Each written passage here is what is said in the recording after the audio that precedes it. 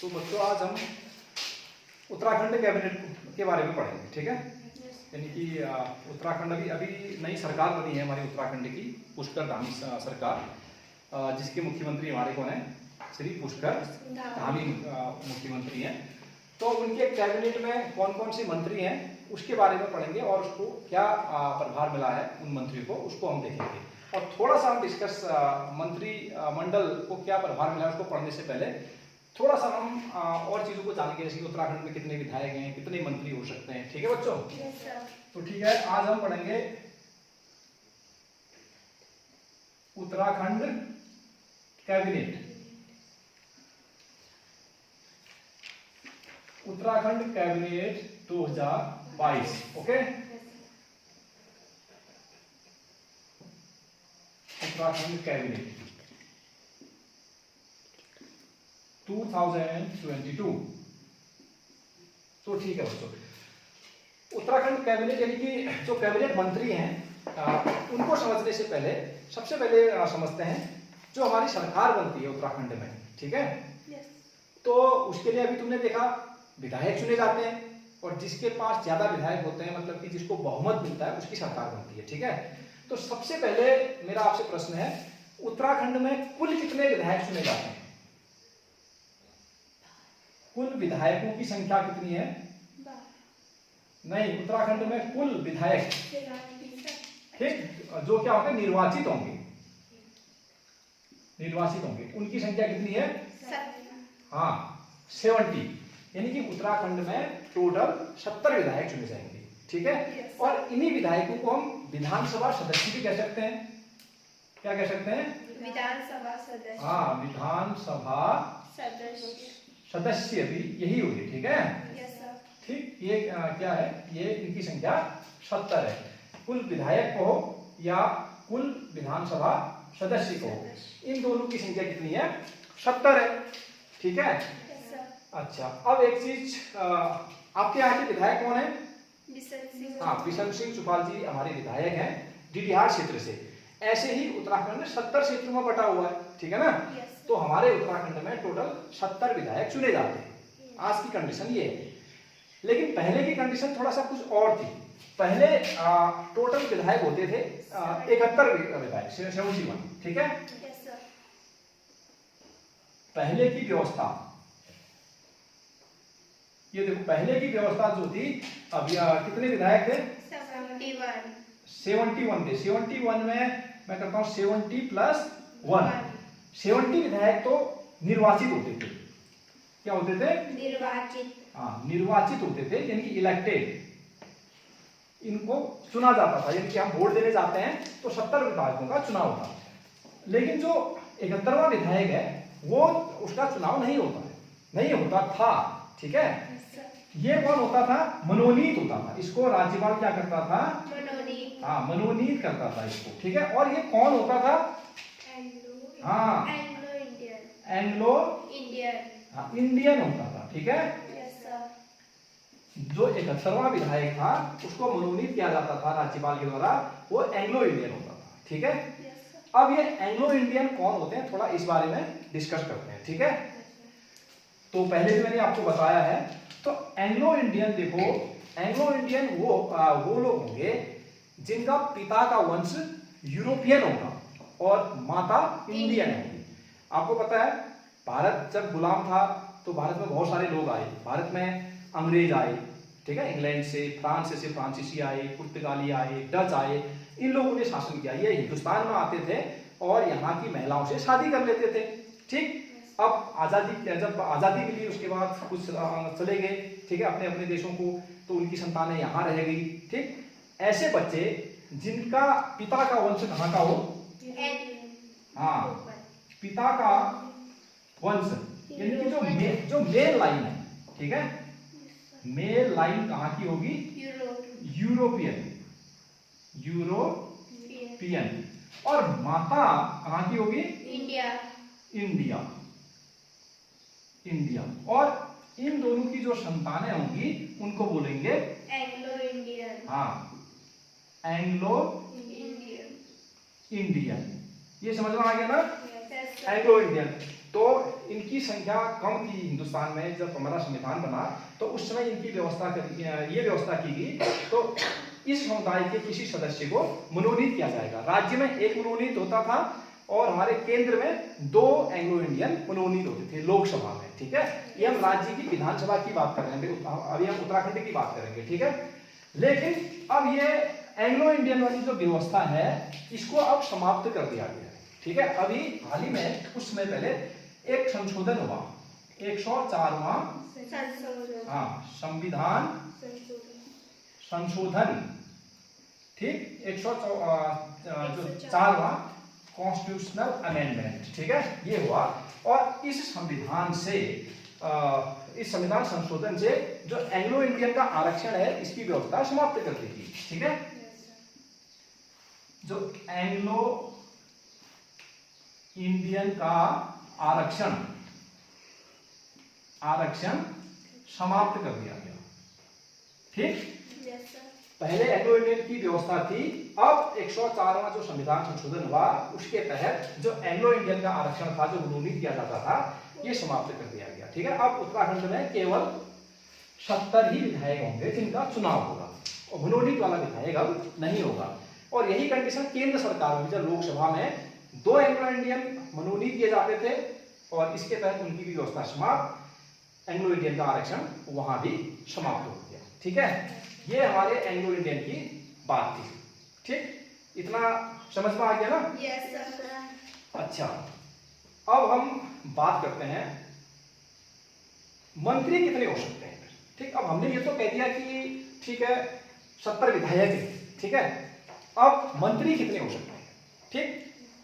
देखो, मंत्री होने के लिए एक 91वां संविधान संशोधन भी हुआ था। 91वां जो संविधान संशोधन, ये भी ध्यान देना है।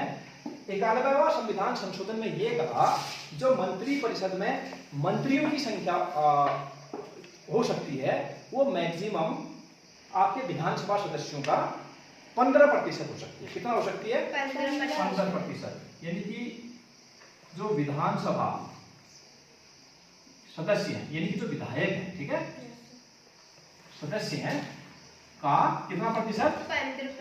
15% आपसे मंत्री परिषद में संख्या हो सकती है, ठीक है। इसमें मुख्यमंत्री भी शामिल होगा और केंद्र की बात करेंगे तो प्रधानमंत्री भी शामिल होगा। अब उत्तराखंड की बात करते हैं। देखो बच्चों, उत्तराखंड में हमारे कितने विधायक हैं टोटल? 70। अब हम 70 का 15% निकालते हैं, ठीक है। तो कितने हमारे यहाँ मंत्री बन सकते हैं इसकी हम थोड़ा सा इसको देख लेते हैं। इसका 15% यानी कि 15/100 कर देते हैं, ठीक है। प्रतिशत ऐसे निकालते हैं, 0 से 0 कट गया, अब 15 × 105 होता है, अपॉन 10 करेंगे। अब 10 से इसको डिवाइड करोगे तो 10.5 आ जाएगा। अब देखो 10.5 है, 10.5 तो आदमी हो नहीं सकते, है ना। आधा आदमी थोड़ी होगा, है ना, आदमी तो पूरा ही होगा। तो इसको राउंड फिगर में हम कितना कर लेते हैं? 11। और इसमें एक मुख्यमंत्री भी होता है, सीएम, चीफ मिनिस्टर। तो 11 और एक मुख्यमंत्री को जोड़ देंगे तो ये टोटल संख्या कितनी आ गई? 12। यानी कि हमारे उत्तराखंड में टोटल कितने मंत्री मैक्सिमम हो सकते हैं? 12 मंत्री हो सकते हैं, ठीक है ना। तो इतना समझ में आया? Yes sir. कि टोटल विधायक हमारे 70 हैं। पहले 71 होते थे, एक मनोनीत किया जाता था एंग्लो इंडियन। एंग्लो इंडियन कौन है ये मैंने आपको बता दिया। अब एंग्लो इंडियन की व्यवस्था समाप्त हो गई है, ठीक है। 104वां संविधान संशोधन। अच्छा, एक चीज और मैं इसी में ऐड कर देता हूं।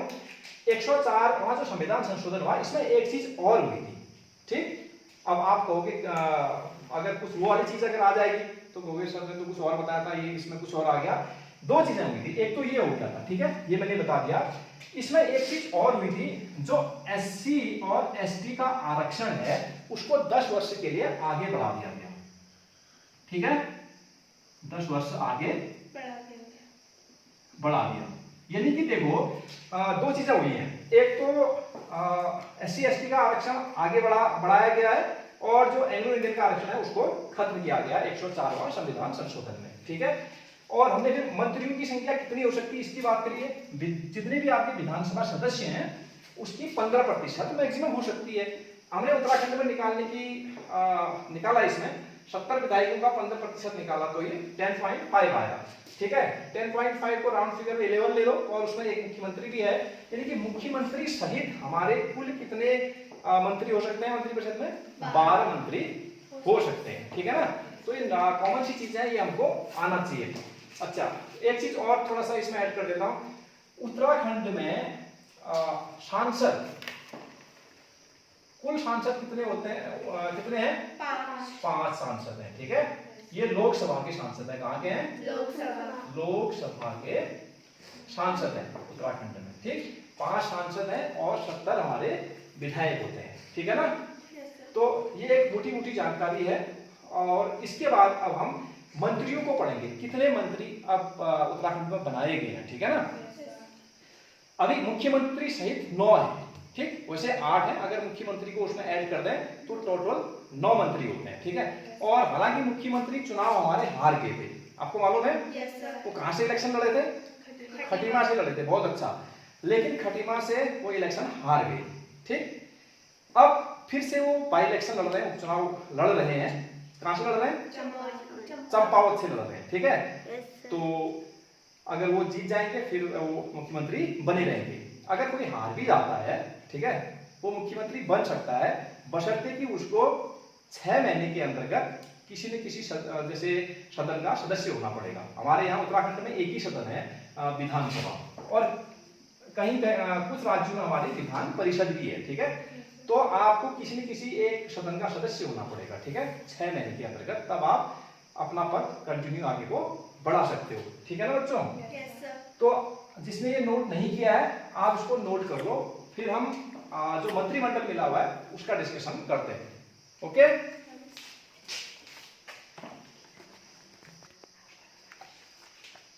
चलो अब जो हमारे उत्तराखंड में कैबिनेट मंत्री हैं, थोड़ा सा उसकी हम चर्चा कर लेते हैं। ठीक है, इसको थोड़ा सा ध्यान से देखना। अभी वर्तमान में टोटल कितने कैबिनेट मंत्री हैं उत्तराखंड में? 9 कैबिनेट मंत्री, जिसमें हमारे सीएम भी शामिल है। ठीक है, सीएम को भी इंक्लूड करके टोटल 9 मंत्री हैं। ठीक है, वैसे 8, एक सीएम हो गया, तो टोटल मिला के 9 हो गए। तो जो मंत्री हैं उनके जो मेन विभाग है, ठीक है, प्रमुख विभागों के बारे में थोड़ा सा डिस्कस कर लेते हैं। अब सारे विभाग को डिस्कस करके कोई ज्यादा फायदा है नहीं। ठीक है, आप छोटे बच्चे हो तो उसके हिसाब से प्रमुख चीजों को हम इसमें देख लेते हैं। तो सबसे पहले श्री पुष्कर सिंह धामी, जो हमारे क्या है? सीएम, यानी कि मुख्यमंत्री भी हैं। और ये इनका जो विधानसभा क्षेत्र था वो खटीमा था, लेकिन वो खटीमा से चुनाव आ गए। ठीक है, अब वो दोबारा से चंपावत से चुनाव लड़ रहे हैं। लेकिन पुष्कर सिंह धामी के पास क्या क्या है? एक तो खुद मुख्यमंत्री हैं, ठीक है ना, पेयजल मंत्री भी यही है। कोई तुमसे कहे पेयजल मंत्री कौन है? पुष्कर सिंह धामी है। गृह विभाग, गृह मंत्री भी यही है। आबकारी भी इनके पास है। सूचना विज्ञान प्रौद्योगिकी जो विभाग है वो भी इनके पास है। इतने विभाग हैं इनके पास। ठीक है, इतने चीजों के मंत्री हैं। अब दूसरा जो नाम आता है वो श्री सतपाल महाराज। ठीक है, ये कहां से विधायक है? ये है आपके चौबट्टा खाल से ये विधायक है आपके। और ये है हमारे लोक निर्माण विभाग के मंत्री। ठीक है, लोक निर्माण विभाग, इसको पीडब्ल्यूडी कहते हैं, पब्लिक वर्क डिपार्टमेंट, ये इनके पास है। पर्यटन मंत्री भी यही है। कोई तुमसे पूछता है पर्यटन मंत्री कौन है? सतपाल महाराज। और कोई तुमसे पूछे पंचायती राज मंत्री कौन है? वो भी कौन है? सतपाल महाराज। अब आते हैं श्री प्रेमचंद अग्रवाल। ठीक है, ये हमारे जो हैं ये ऋषिकेश से विधायक है। कहां से हैं? ऋषिकेश से विधायक है। तो इनके पास क्या क्या प्रभार मिला हुआ है? एक तो वित्त मंत्री है, ठीक, और आपसे कोई कहे शहरी विकास मंत्री कौन है?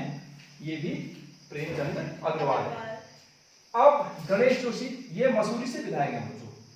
मसूरी सुना आपने? Yes sir. हाँ, ये टूरिस्ट प्लेस है देहरादून में थोड़ा सा आगे, मसूरी, तो वहां से विधायक हैं। तो ये है कृषि मंत्री। ठीक है, कृषि शिक्षा भी इनके पास है और सैनिक कल्याण भी इनके पास है। ठीक, ये प्रमुख हम विभागों की बात कर रहे हैं। अब आता है देखो डॉक्टर धन सिंह रावत, बहुत इंपोर्टेंट है स्कूली बच्चों के लिए, क्योंकि ये शिक्षा मंत्री भी हैं। ठीक है, पहले तो ये कहां से विधायक है? ये श्रीनगर से। कहां से हैं? श्रीनगर से विधायक हैं। देखो आपसे कोई पूछे शिक्षा मंत्री कौन है, चाहे विद्यालय शिक्षा के मंत्री हो या हमारे उच्च शिक्षा के मंत्री हो, वो कौन है? डॉक्टर धन सिंह रावत है। विद्यालय शिक्षा में दोनों शिक्षा आ जाती है, प्राथमिक भी और माध्यमिक शिक्षा भी, ठीक है। यानी कि आप जो स्कूल हम पढ़ रहे हैं तो ये सब इनके अंतर्गत आएगा, शिक्षा मंत्री धन सिंह रावत। और सहकारिता मंत्रालय भी इनके पास है, ठीक है।